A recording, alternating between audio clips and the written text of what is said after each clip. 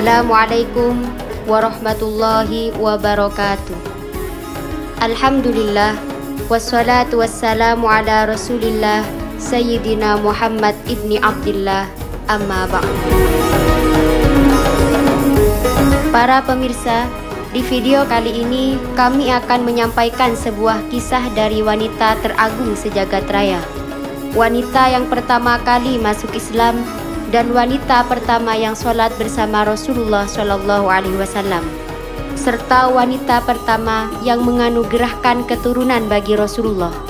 Beliau juga wanita pertama yang mendapat jaminan masuk surga. Beliau adalah Ummul Mukminin Sayyidatuna Khadijah binti Khuwailid radhiyallahu anha. Identitas Khadijah radhiyallahu anha. Beliau adalah Ummul Mukminin dan wanita paling agung sejagat raya pada masanya. Beliau adalah Ummul Qasim binti Khuwailid bin Asad bin Abdul Uzza bin Qusay bin Kilab, keturunan suku Quraisy dari keluarga Bani Asad. Beliau adalah ibu kandung dari putra-putri Rasulullah SAW, orang pertama yang beriman kepada beliau dan percaya kepada risalahnya. Keutamaan-keutamaan Sayyidah Khadijah radhiyallahu anha sangat banyak karena beliau termasuk dari sedikit sekali wanita yang sempurna. Sayyidah Khadijah radhiyallahu anha memiliki pikiran yang matang, terhormat, taat beragama, pandai menjaga kehormatan dan dermawan, serta salah seorang yang dijamin masuk surga. Nabi SAW sering memujinya dan menganggapnya lebih utama dari seluruh istri-istrinya. Beliau tampak sangat menyanjungnya sehingga tidak jarang membuat Sayyidah Aisyah cemburu kepadanya. Sayyidah Aisyah mengakui hal itu seraya berkata, "Aku tidak pernah cemburu kepada seorang wanita seperti kecemburuanku kepada Sayyidah Khadijah, karena Rasulullah SAW sangat sering menyebut-nyebutnya." Muttafaqun alaih. Di antara keutamaan-keutamaan Sayyidah Khadijah radhiyallahu anha adalah beliau menjadi istri pertama Rasulullah SAW dan memberi keturunan kepada beliau. Nabi SAW tidak menikah dengan wanita lain selama Sayyidah Khadijah radhiyallahu anha masih hidup, dan tidak pula memiliki budak wanita sehingga Sayyidah Khadijah radhiyallahu anha meninggal dunia. Beliau sangat terpukul dengan kepergian Sayyidah Khadijah dari sisinya karena ia merupakan pendamping yang sangat baik. Sayyidah Khadijah rela mengorbankan hartanya untuk membiayai kehidupan beliau, sementara beliau sendiri mengendalikan perniagaannya. Az-Zubair bin Bakar berkata, pada masa jahiliyah, Khadijah dijuluki At-Thahirah, wanita suci. Ibunya bernama Fatimah binti Zaidah al-Amiriyah. Sayyidah Khadijah pernah beberapa kali menikah. Suami pertamanya adalah Abu Halah bin Zurarah At-Tamimi. Setelah meninggal, ia menikah lagi dengan Atik bin Abid bin Abdullah bin Umar bin Makhzum. Kemudian menikah dengan Nabi SAW yang kala itu berusia 25 tahun, sedangkan usia Sayyidah Khadijah lebih tua 15 tahun darinya. Sayyidah Khadijah lahir di Ummul Qura Mekah sekitar 15 tahun sebelum tahun gajah.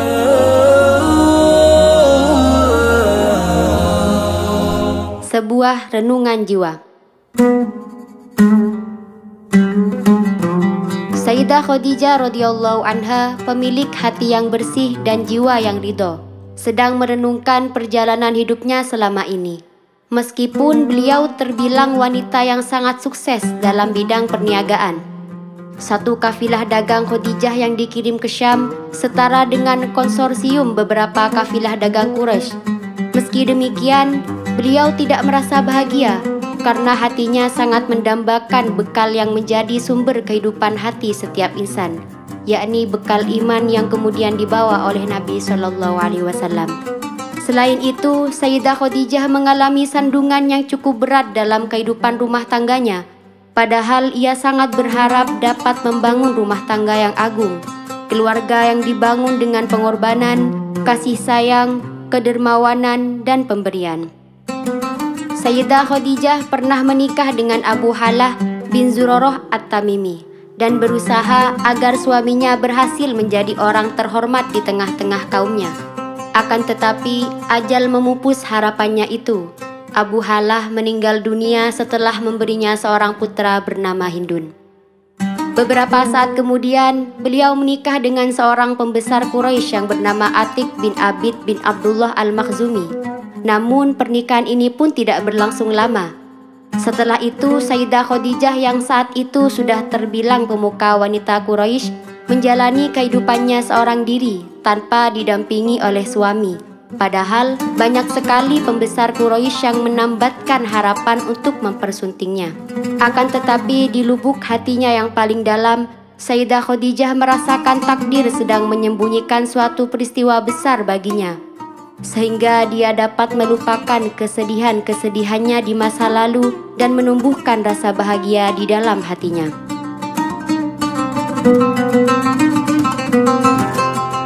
Mimpi memeluk bintang.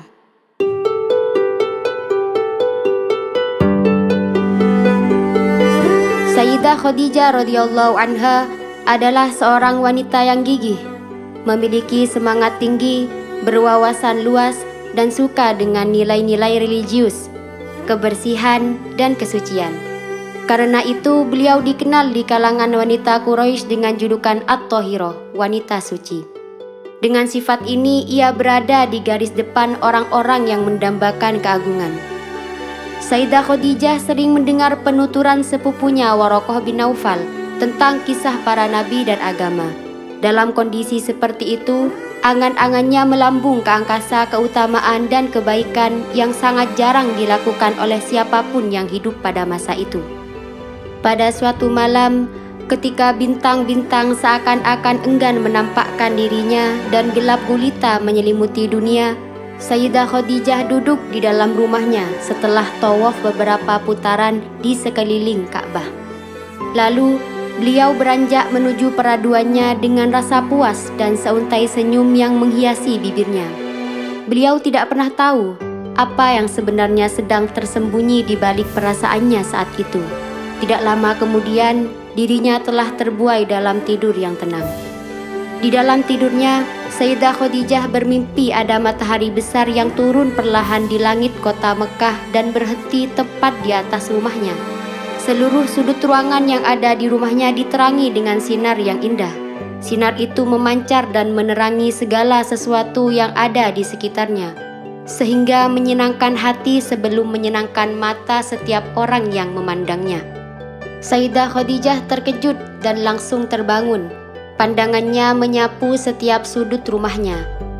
Tapi ternyata malam masih menyelimuti bumi dengan pekat gulitanya dan menutupi setiap benda yang ada di atasnya. Hanya saja, cahaya terang yang ia lihat begitu indah dalam mimpinya tetap memenuhi perasaannya dan memancar di dalam lubuk hatinya. Besoknya, ketika malam sudah berganti pagi, Sayyidah Khadijah meninggalkan rumah di bawah curahan sinar matahari yang baru menyingsing dan bergegas menuju rumah sepupunya Waraqah bin Naufal. Ia berharap dapat menemukan penafsiran atas mimpi indah yang dialaminya malam tadi. Sayyidah Khadijah langsung masuk ke rumah Waraqah dan mendapatinya sedang membaca lembaran-lembaran kitab suci yang sangat dia sukai dan selalu dia baca setiap pagi dan sore.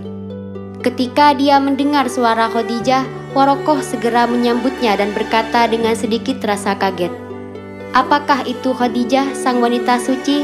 Sayyidah Khadijah menjawab, "Ya, benar."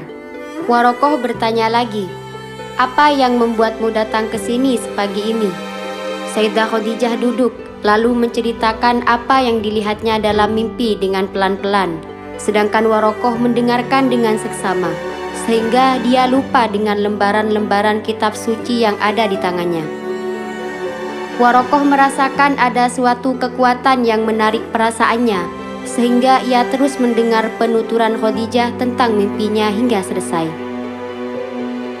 Setelah mendengar penuturan Khadijah, roman wajah Waraqah menyiratkan rasa bahagia dan seuntai senyum menghiasi bibirnya seraya berkata kepada Khadijah dengan suara yang tenang dan berwibawa, Berbahagialah wahai sepupuku, seandainya Allah benar-benar membuat mimpimu menjadi kenyataan, maka cahaya kenabian akan masuk ke rumahmu, dan darinya akan terpancar cahaya risalah Nabi terakhir.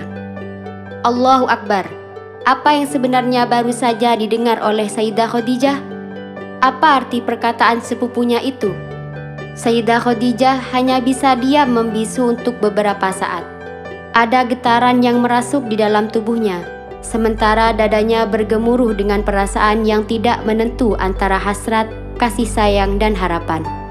Sejak itu, Sayyidah Khadijah menjalani hari-harinya dengan penuh cita-cita dan diliputi semerbak mimpi yang dialaminya. Ia sangat berharap mimpinya menjadi kenyataan, menjadi sumber kebaikan bagi seluruh manusia dan sumber cahaya yang menerangi dunia.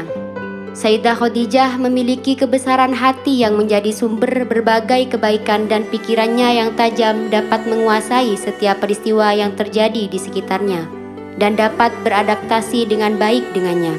Jika ada seorang tokoh Quraisy yang datang dan melamarnya, maka Sayyidah Khadijah akan mempertimbangkannya sesuai dengan standar mimpi yang dialaminya itu, ditambah dengan penafsiran yang diberikan oleh sepupunya yang karismatik, Waraqah bin Naufal.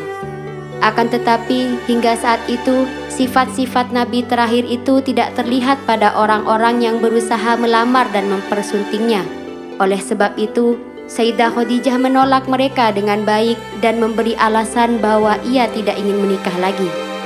Intuisi Khadijah merasakan bahwa takdir Allah sedang menyembunyikan sesuatu yang akan sangat membahagiakannya.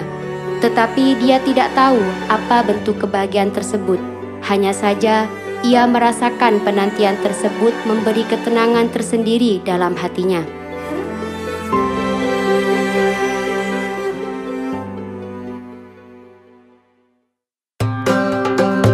Demikianlah kisah Sayyidatina Khadijah radhiyallahu anha, identitas beliau, kehidupan beliau sebelum menikah dengan Nabi, serta terjadinya mimpi yang menjadi pertanda bahwa kelak beliau akan menjadi istri baginda Nabi Muhammad SAW. Semoga video ini manfaat dan barokah. Wassalamualaikum warahmatullahi wabarakatuh.